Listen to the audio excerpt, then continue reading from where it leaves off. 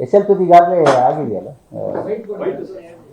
Byte ಏನಿಲ್ಲ, ರೇಣುಕಾಸ್ವಾಮಿ ಹತ್ಯೆ ಪ್ರಕರಣಕ್ಕೆ ಸಂಬಂಧಪಟ್ಟ ಹಾಗೆ ಏನು ಆಂತರಿಕ ತಾತ್ಕಾಲಿಕ ಜಾಮೀನನ್ನು ಕೊಡಲಾಗಿತ್ತು, ಅದರ ಸಂಬಂಧದಲ್ಲಿ ಈಗಾಗಲೇ ಹೇಳಿದಾಗೆ ನಾವು ಸರ್ವೋಚ್ಚ ನ್ಯಾಯಾಲಯಕ್ಕೆ ಒಂದು ಅಪೀಲನ್ನು ಸಲ್ಲಿಸಲಿಕ್ಕೆ ಕ್ರಮಗಳನ್ನು ಕೈಗೊಳ್ಳಲಾಗಿತ್ತು. ಅದನ್ನು ಈಗ ಸರ್ವೋಚ್ಚ ನ್ಯಾಯಾಲಯದಲ್ಲಿ ಆ ಪ್ರಕ್ರಿಯೆಗೆ ಅನುಗುಣವಾಗಿ ಅಲ್ಲಿ ಅದನ್ನು ನಾವು ಈ ಅಪೀಲನ್ನು ದಾಖಲಿಸಲಾಗಿದೆ. ಕಳೆದ 2 ದಿವಸಗಳ ಹಿಂದೆ ಬಹುಶಃ ಅದರಲ್ಲಿ ಅಲ್ಲಿ ದಾಖಲಿಸಲಾಗಿದೆ. ಅದು ಈಗ ಬೆಂಚ್ಗೆ ಬಂದು ವಿಚಾರಣೆಗೆ ಬರಬೇಕಾಗ್ತದೆ.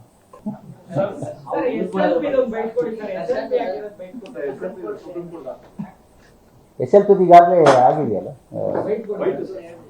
ಬೈಟ್ ಏನಿಲ್ಲ, ರೇಣುಕಾಸ್ವಾಮಿ ಹತ್ಯೆ ಪ್ರಕರಣಕ್ಕೆ ಸಂಬಂಧಪಟ್ಟ ಹಾಗೆ ಏನು ಆಂತರಿಕ ತಾತ್ಕಾಲಿಕ ಜಾಮೀನನ್ನು ಕೊಡಲಾಗಿತ್ತು, ಅದರ ಸಂಬಂಧದಲ್ಲಿ ಈಗಾಗಲೇ ಹೇಳಿದಾಗೆ ನಾವು ಸರ್ವೋಚ್ಚ ನ್ಯಾಯಾಲಯಕ್ಕೆ ಒಂದು ಅಪೀಲನ್ನು ಸಲ್ಲಿಸಲಿಕ್ಕೆ ಕ್ರಮಗಳನ್ನು ಕೈಗೊಳ್ಳಲಾಗಿತ್ತು. ಅದನ್ನು ಈಗ ಸರ್ವೋಚ್ಚ ನ್ಯಾಯಾಲಯದಲ್ಲಿ ಆ ಪ್ರಕ್ರಿಯೆಗೆ ಅನುಗುಣವಾಗಿ ಅಲ್ಲಿ ಅದನ್ನು ನಾವು ಈ ಅಪೀಲನ್ನು ದಾಖಲಿಸಲಾಗಿದೆ. ಕಳೆದ 2 ದಿವಸಗಳ ಹಿಂದೆ ಬಹುಶಃ ಅದರಲ್ಲಿ ಅಲ್ಲಿ ದಾಖಲಿಸಲಾಗಿದೆ. ಅದು ಈಗ ಬೆಂಚ್ಗೆ ಬಂದು ವಿಚಾರಣೆಗೆ ಬರಬೇಕಾಗ್ತದೆ.